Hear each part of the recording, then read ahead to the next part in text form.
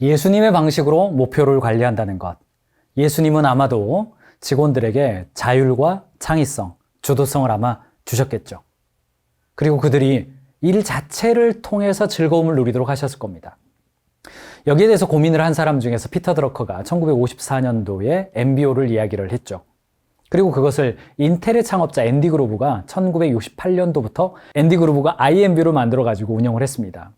거기에 이 존 도어라는 엔지니어가 입사를 했어요. 입사했더니 앤디 그로브가 돌아다니면서 직원들에게 질문하더라는 겁니다. 그 질문의 내용이 뭐냐면 What is your objective라는 질문이었어요. 당신의 목표가 뭡니까? 이렇게 물어보는 거죠. 직원들이 대답을 하는 겁니다. 개발을 완료하는 겁니다. 고객을 만족시키는 겁니다. 비용을 절감하는 겁니다. 속도를 2배로 늘리는 겁니다. 다양한 형태로 대답을 하더래요. 그런데 첫 번째 질문에 대답을 듣고 나서 앤디 그루브가 좋아요, that's good 이렇게 하면서 그냥 가지를 않고 두 번째 질문을 꼭 하더라는 겁니다. 그게 뭐냐면 그렇다면 그 일에 What is your key result? Today, this week, this month 이런 형태로 어떤 그 특정한 기간 속에서 그 일의 키 리절트가 뭐냐? 핵심 결과는 뭡니까? 두 번째 질문을 하더라는 거예요. 그런데 이 존 도어도 입사해가지고 물어보길래 개발 이렇게 완료하는 거예요. 이 개발을 통해서 고객을 만족시키는 거예요. 대답을 했는데 앤디 그루브가 와서 오케이, 좋아요. 그러면 이번 달에 당신의 결과가 뭐예요? 물어보더라는 거죠. 그러니까 이 두 번째 질문은 쉽게 대답하기가 어렵더라는 겁니다. 그 첫 번째는 구체적으로 일단 생각 안 해봤고, 두 번째, 이렇게 말을 하면 그건 구체적인 것이기 때문에 책임을 져야 되는 거예요. 그래서 조직 전체적으로 그 질문에 대답을 잘하기 위한 미팅들을 많이 있더래요. 그리고 그 미팅을 통해서 내가 하는 일이 구체적이 되고 명확화되고 측정 가능한 형태로 돼서 지금 뭐 해야 되고 지금 뭐 해야 되고 뭐는 안 해도 되고 이런 것들이 구체화되더라는 겁니다. 그렇게 해서 이 존 도어가 인텔에서 부사장까지 되었던 어느 날 한 청년이 사무실 앞으로 찾아왔대요. 그리고 식당, 레스토랑에서 만나서 이런저런 이야기를 하는데 제가 창업해가지고요 일을 하는데 직원 수가 많아져가지고 어렵습니다. 어떻게 하면 우리 회사를 아무튼 탁월한 회사 만들고 싶은데 어떻게 하면 좋을까요? 존 도어가 뭐라고 물어봤을까요? 이런 물어봤습니다. What is your objective? 네가 당신의 회사를 운영하는 데 있어서 당신의 목표가 뭡니까? 이거부터 물어봤대요. 그랬더니 이 젊은 친구가 이렇게 대답했답니다. 우리 회사는요, 전 세계인들로부터 가장 사랑받는 웹 브라우저를 만들어서 혁신적인 제품을 출시하는 겁니다. 이렇게 대답하더래요. 좋네요. 좋아요. 이렇게 대답했어요. 그리고 두 번째 질문을 또 던졌죠. 키 리절트는 뭡니까?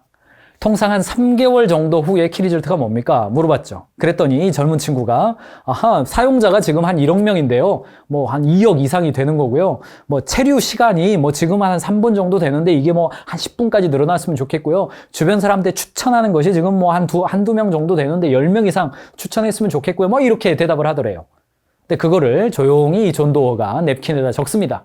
전 세계인에게 사랑받는 웹브라우저 되기, 추천이 어떻게 되고, 이용자 어떻게 되고, 이용 시간이 어떻게 되고 이렇게 적어요. 그리고 뒤집어서 그 젊은 친구에게 줍니다. 이렇게 말을 하는 거죠. 내가 당신의 이야기를 들어보니까 목표는 이렇게 되고 핵심 결과는 이렇게 되네요. 우리 회사는 인텔은 오래전부터 이게 조직의 하나의 문화가 돼 있습니다. 그래서 모든 직원들이 아침에 출근할 때 목표가 있는 출근을 합니다. 이번 주의 목표, 이번 달의 목표, 혹은 이번 분기의 목표. 그 목표는 평가를 잘 받기 위한 목표가 아니라 도전하기 위한 목표입니다. 이걸 목표를 달성했냐 안 했냐로 우리는 평가하는 것이 아니라 그 도전 자체를 존중히 여깁니다. 평가는 그 도전의 결과로 돌아보았을 때 리더가 평가를 해주는 것이지 이것 자체로 평가하지는 않습니다. 이런 이야기를 해줍니다. 그리고 그 위에다가 적혀져 있는 것이 뭐겠습니까? Objectives and Key Result 이렇게 돼 있죠. 이 젊은 청년이 그걸 받아가서 조직 구성원들과 공유하고 그 다음부터 이 회사가 전사적으로 이 방식으로 목표를 관리하죠. 이 청년 이름이 이제 레리 페이지이고 이 회사가 구글이죠. 여러분들이 이미 아실 것 같아요.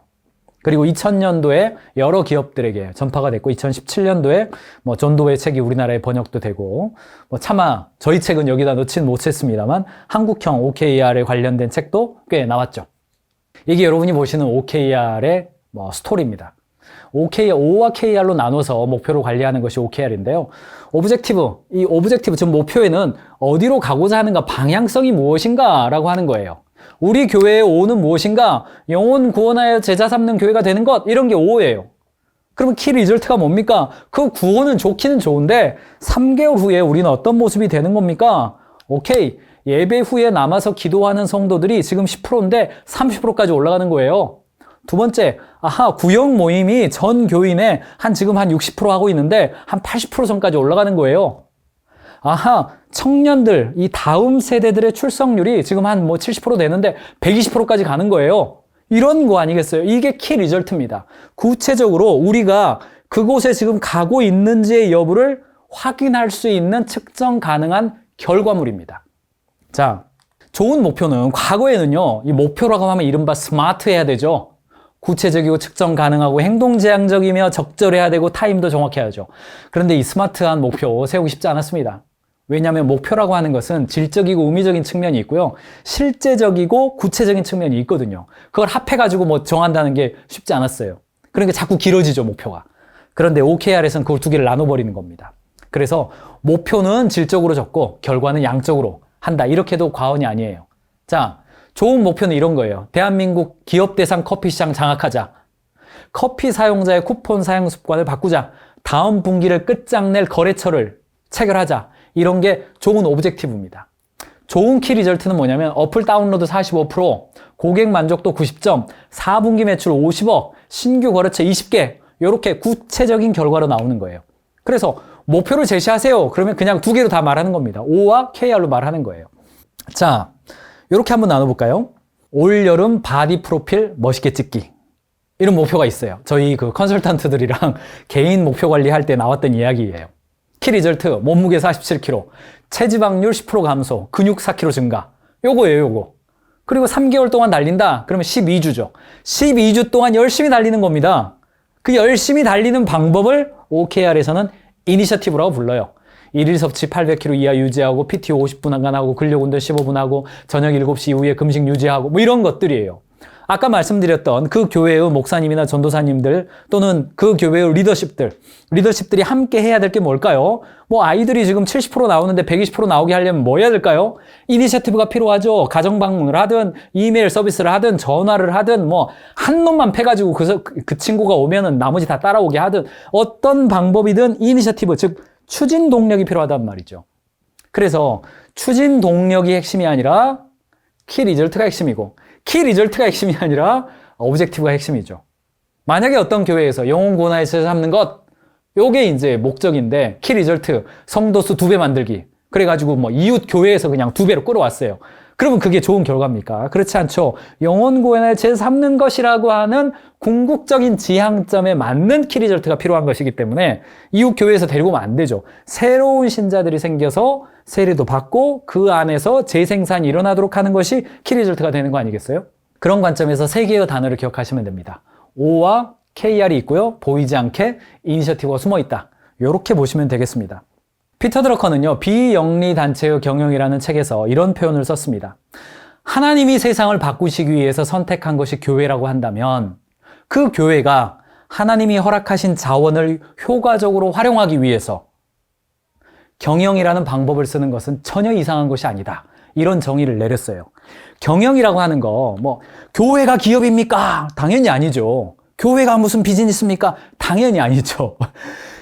교회에 경영이 필요한 이유는 교회를 보다 더 교회답게 하기 위해서 경영이 필요한 것이지 교회를 비즈니스화하기 위해서 필요한 것이 결코 아니죠. 그거는 경영에 대해서 아직 구체적으로 좀 안 보신 분이 선입관을 가지고 워낙 비즈니스 하는 사람들의 이 오염이 좀 많기 때문에 그러다 보니까 그렇게 됐다는 것은 심정적으로는 이해가 되죠. 그러나 제대로 경영을 뜯어다 보면 고민을 많이 한 거예요. 경영이라고 하는 게 뭡니까? 원하는 목적을 달성할 수 있도록 그 수단을 효과적으로 만들어주는 것이 경영이기 때문에 무엇보다도 교회일수록 또는 교회처럼 기업을 운영할수록 교회답게 공동체를 뭔가 형성해 가려고 하는 그런 고민을 하는 사람일수록 이런 경영적 방법론들이 매우 효과적으로 사용될 수가 있는 겁니다.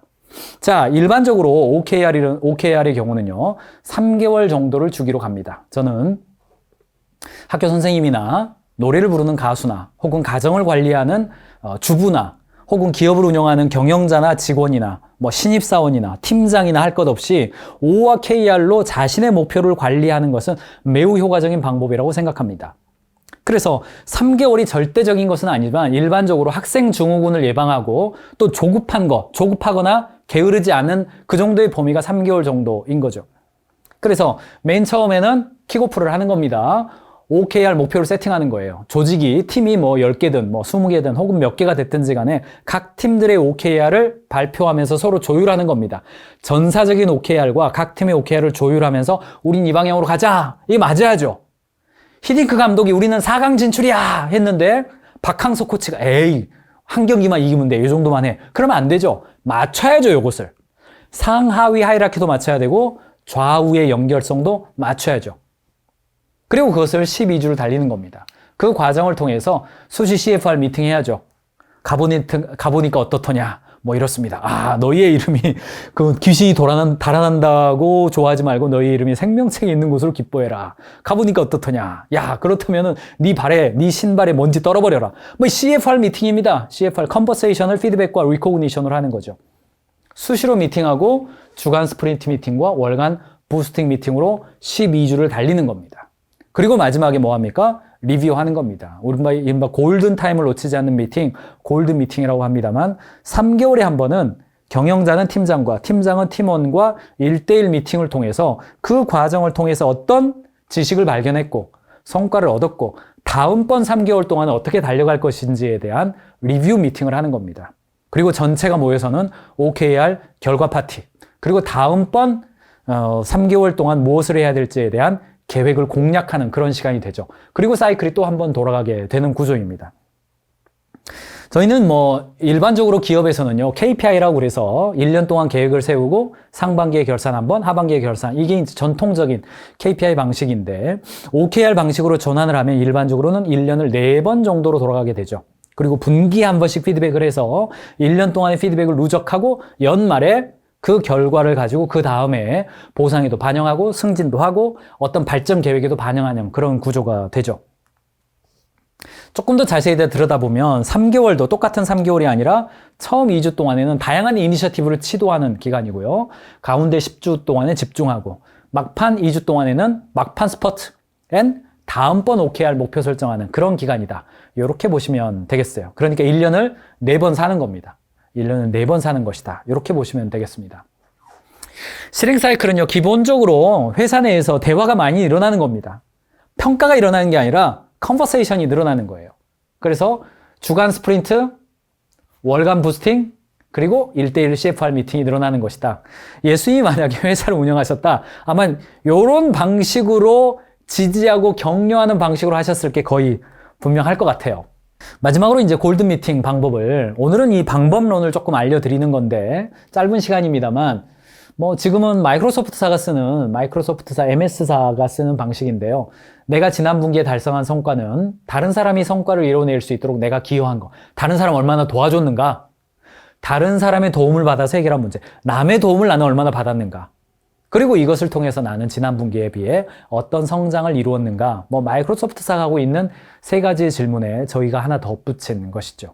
그래서 기본적으로 팀원은 팀장과, 팀장은 본부장과 상호 간의 체크인 미팅, 골든 미팅을 진행하는 것이 3개월에 한 번씩 있는 겁니다. 이 과정을 통해서 어떤 행동을 더 해야 되고 어떤 행동을 하지 말아야 될지를 상호 커뮤니케이션하는 그런 시간이다. 이렇게 보시면 되겠습니다. 그래서 제가 상상을 해보는 겁니다. 첫 번째, 예수님이 목표를 관리할 때의 그의 방식은 어떠했을까? 첫 번째, 커뮤니케이션, 컨버세이션이죠. 제자들과 허물없는 소통을 하신 거예요.